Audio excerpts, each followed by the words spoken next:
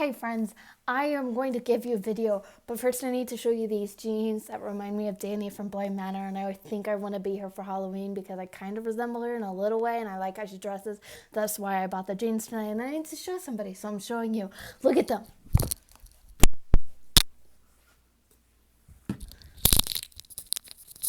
Tell me they're not 80s perfection. Okay, back to drugs. Let's talk about drugs.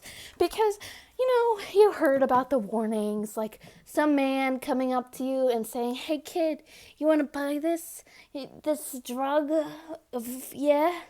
And you think it's easy to say no, because it is easy to, for some people, it's easy to say no to somebody asking them on the street, "Hey, do you want drugs?" Because I don't know where that's been, and I'm sure that you haven't washed your hands in a while. But then we fall into the trap of an eating disorder of some sort. And we kind of feel addicted to a drug because honestly, it destroys lives. A lot of people think that they're like super like immune to having a drug addiction, but then they're addicted to something else. And for me, I was definitely addicted to my eating disorder. And the thing is, the pain of leaving this disorder was more than the pain of living with it. And then it came to a point where those two reversed, and I couldn't live in it anymore. I had to get out. But that was a very distinguished point, and leaving it was hell. And let's talk about that, because I don't believe anybody who says they like change, because it's like in our DNA to not like change. We have to, go to the gym and progressively overload our muscles, and you know what? It doesn't feel good. Exercising, getting our cardiovascular strength up, it doesn't feel good. It's stressful because it's a simulated stress on your body, and it doesn't feel good, and your body doesn't want to respond to that. It wants to keep things at the bare minimum here. It needs to do what it does, and that's it. It doesn't want to build more muscle. It doesn't want to do anything else. It just wants to keep you alive. And we were learning this thing about burns, okay? And if you get a burn serious enough, it's gonna really mess you up. And there was this picture of this boy who had burns. Excuse me. He had burns all up his neck, his front neck, and also his chin. And so when he was healing, he put his face like this because it was more comfortable rather than stretching the skin like this. Now when that happens, your skin fuses together. So this boy held this position of comfort, but then for the entirety of his life, he was right here, and he was like that. And it was really sad.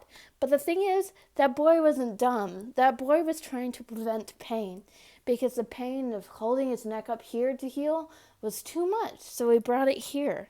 And in a lot of ways, we do that ourselves. There's comfort in stuff that's unhealthy for us, whether that be your eating disorder or something else in your life that you just can't give up because it's hard. Healing is not frolicking in the bushes, in the fields, having this restorative yoga experience. It hurts.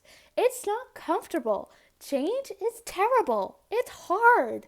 And I just don't like the image of that. We all have things that release dopamine, right? That's a great drug in our body that just makes us feel good.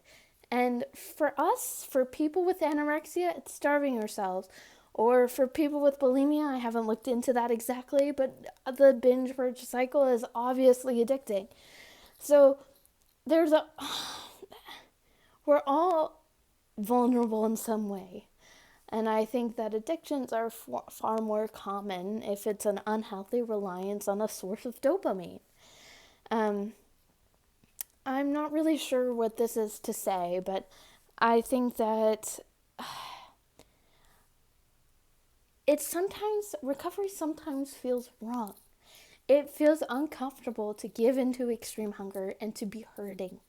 It's uncomfortable to be sweaty and hot during your sleep.